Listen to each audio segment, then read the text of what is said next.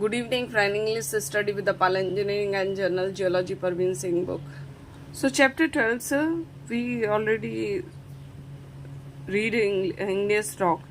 So classification है, texture classification हो गया. अब हम tabular classification जो table की form में बना हुआ है. So a field geologist and the civil engineers or mining engineers are concerned more with the practical rather than say theoretical classification systems. For them a broad compromise between the most useful and important system of the classification would be most satisfying. An attempt has been made in the following tables to present a tabular classification with above and in view. So tabular classifications. So overall see this picture.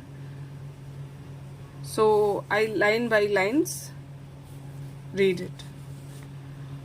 Dominant minerals, rock divisions, first quartz, base, second quartz plus feldspar. So according to ortho class, dominant, plesioclays dominant, and alkalids feldspar dominant, and the third feldspar soda lime feldspar dominant, and the lime soda feldspar dominant, and the fourth is feldspar feldspathoids and feldspathoids, and the fifth or sixth is ferromagnetic minerals.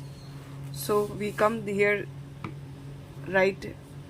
Volcanic group, hyperbasal group, plutonic group. So start reading once again. Phaneritics P and microphanerite M. It is so fine letter.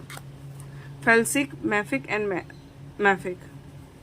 Porphyrites PO, micropyrics MO, glass G, GMPO, and the FNS A, glasses G, silica saturations, veins quartz, granite, granite porphyries, and this is and the rhyolite, and this oversaturated 60 less than 60%, pitch stones, obsidian and chelite. This is a rhyolite, dacite, trachyte, andesite, basalt, phonolite, and luteophyrus, olivine basalt. This olivine basalt, and this pitch stones, tachylite, granopyrite, lamprophyrus, this is granite porphyry, tonacilites and cyanite porphyry, and the diorites porphyry, and gabbroporphyries, nephelines, cyanite porphyries. And this is a vein diagrams: granite, microgranite, tonalites, microtonalites, cyanite, cyanite, diorite, microdiorite, gabbro, and anorthosite, and microgabbro, nephelines, and cyanite, therelite, taschenite, isolite, and peridotites, picrites, and pyroxenites. The essential feature of the tabulars or field classification are as follows. The igneous rocks are first divided into three main subdivisions based on their mode of formation as indicated by their textural and structural features: plutonic, hyperbasal, and volcanic. Textural divisions are then recognized in all the three subdivisions as follows: plutonic rock, phanerite, and some microphanerite M, and hyperbasal rocks, porphyries, and POs, microporphyries M, and glasses P, and volcanic rocks, aphanites, and A's, and glasses G. Each class of the above rock is then subdivided into rock subclasses according to the relative abundance of following rock forming minerals. Assemblage: quartz and feldspar, feldspars and feldspar, and feldspathoids, ferromagnesians minerals. Further Further subdivision of some of these classes is made on the basis of predominance of particular types of rocks forming minerals. The relative abundance of felsic and mafic minerals serve as a basis for broadly defining the saturation of the rock with silica. Formation of igneous rocks. It has been already mentioned that igneous rocks make up more than 90% percent by volumes of the crust of the earth up to a depth of 10 km. It is therefore desirable to have some working knowledge about the process though to be involved in their formations. At least three major questions have to be answered adequately to explain the formation of igneous rock. What is the source materials of igneous rocks? What is the process or a process involved in the formation of these rocks from the source materials, and how great diversity in the nature of igneous rock is to be explained. A brief review of various possibilities so far suggested on the above questions leads to following general conclusions. The source magma. All igneous rocks are formed from hot molten materials called magmas when occurring below the surface, or lava when flowing out from volcanoes. As already said, no bodies has actually observed the magma in its natural environment below the surface because of the great depth involved. Even then, its existence is fairly established from two factors.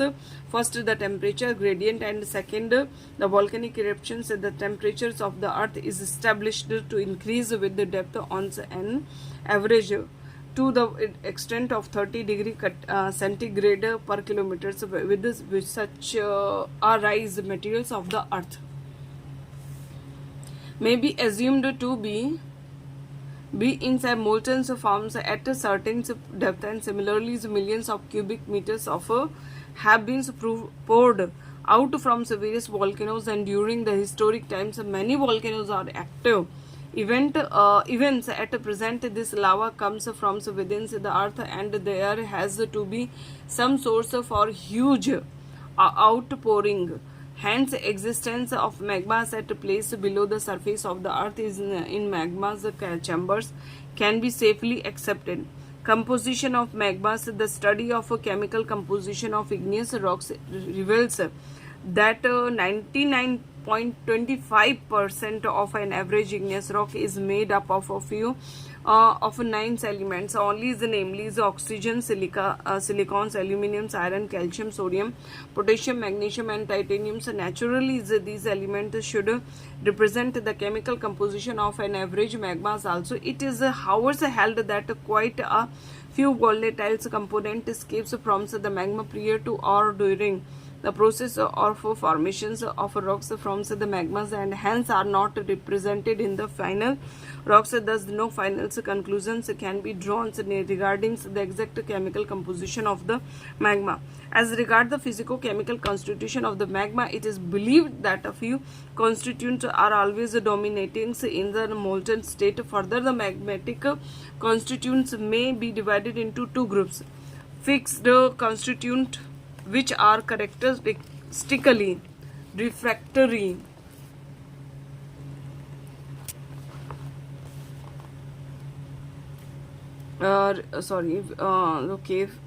fixed constituents which are characteristically refractory substances of higher melting point and low vapor pressures. Example, molecules of silica, alumina, magnesium. It's the volatile constituents or the fugitive are characterized by high vapor pressures and includes gases and vapors like those of water, hydrogen sulfides, hydrofluoric acid, and carbon dioxide, and sulfur dioxide, besides those of oxygen, nitrogen, and hydrogen. Thank you. Please give response.